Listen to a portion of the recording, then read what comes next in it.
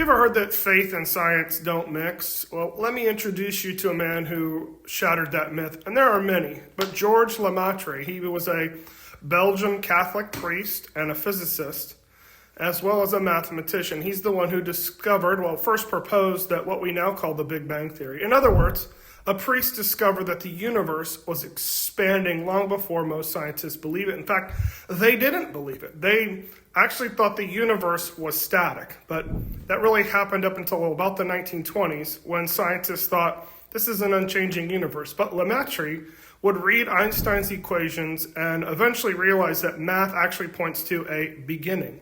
He called it the hypothesis of the primeval atom. This idea that everything in the universe came from one single point. Here's what's really fascinating. He didn't see this at all as a contradiction to his faith, but actually as a celebration of it.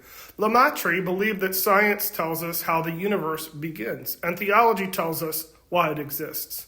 He once said, the beginning of the world does not belong to the fields of science. Science simply describes how the universe develops. And for him, faith and science weren't enemies.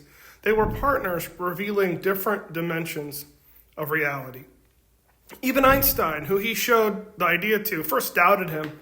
Near the end of Lemaître's proof and lecture, he came to say, this is the most beautiful and satisfactory explanation of the creation that I have ever heard.